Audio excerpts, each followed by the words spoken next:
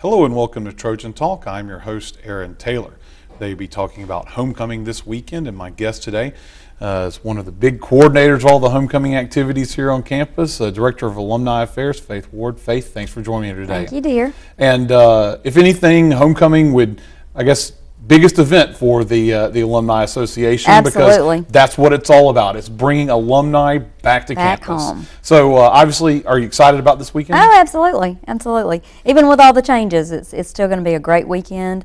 The weather's going to be nice, maybe a little chilly, but we've got so many things planned, just, you know, for every age group, and so you can't not find something to do. And now you mentioned changes, and some of the public out there may not be aware that there's changes this year to the schedule. It's kind of a last-minute thing, but homecoming traditionally around 2:30 in the afternoon, but it's been moved up to noon due to a football television. That's correct. They wanted to televise the game, so obviously, but I guess that presented some interesting challenges to it did, but we have made it work. Some things are going on a lot earlier than they have in the past. Our Alumni of the Year breakfast, for instance, is at 7:30 instead of our usual 8 o'clock.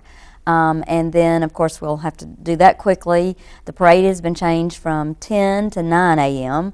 As long as I can remember, it's been at 10. But this year it's at 9, just a little bit earlier. Just bring your blanket out to the parade and enjoy that. And then tailgating will begin at 10 as soon as we get back. The alumni tailgate starts at 10:30, so they'll be able to get their food from 10:30 till 11:30 over at the Alumni House. And then pregame at 11:30, kickoff at noon, and then we encourage everybody to tailgate in the afternoon. There'll be plenty of daylight left, and they'll have a lot of time to tailgate after the game. And you mentioned there the alumni tailgate, and obviously for members of the Alumni Association. So to participate in that, what do they need to do in order to participate in the alumni? Well, they either have to be a member of the Alumni Association, or they can become a member at the tailgate, or they can pay to eat with us. If you bring friends with you and they don't want to join the Alumni Association, they can pay at the Alumni House to eat. And of course, I would think that for anyone that's not a member of the Alumni Association, homecoming seems like a good time to maybe recruit some people. It's great. They're in it's that a great spirit, time. Right? Absolutely, absolutely. And of course, we always have more people than we ever have at any other game.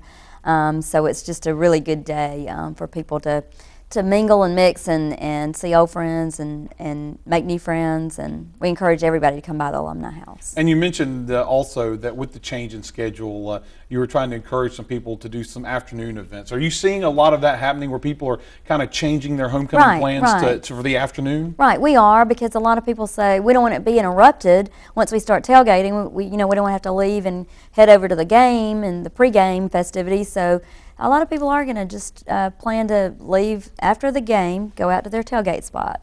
And then there's a lot of things going on in the evening as well. So they can go tailgate and then go straight to their evening activities. Move on to that. So, and now there are a lot of activities associated with the homecoming, besides the game and some of the other activities that the Alumni Association puts on. Tell us some of the specific things the Alumni Association has going on during the homecoming festivities. On Friday evening at 5 in the afternoon is the World War II reunion, and of course we look forward to that every year, and they have a great time. And the Vietnam era reunion is at 7. One's on one side of the stadium club, one's on the other, and maybe the World War II might want to join the other group, when theirs is over. And then we also have our Alumni of the Year dinner, and on Saturday morning our Alumni of the Year breakfast. Of course, everybody's invited to the parade, and then there's the Doc Anderson reunion, of course. That's all through the weekend, but the main event is on Saturday evening. And of course, are there any festivities or anything going on during the game itself with the alumni affairs there? Well, our alumni band and our alumni cheerleaders are involved in halftime.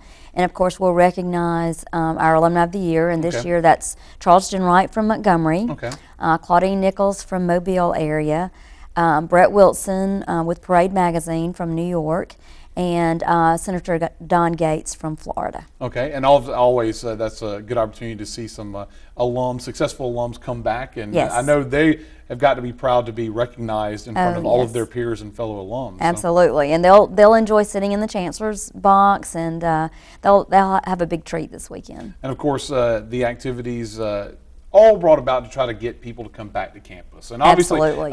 As Director of Alumni Affairs, you've got to probably hear some good response when people come back every year. Oh, absolutely. Especially this year, you would think that that people are going to be seeing some things they've never seen before. Well, you know they are, because there's so much building on campus. But I've been here 15 years now as the alumni director, and every year homecoming is just great, and we get so many reactions, positive reactions. I hadn't been back in 20 years, and gosh, I've missed a lot, and I wish I'd been back every year, and those kind of comments, and it's just really good. And we want to encourage our alumni to go out.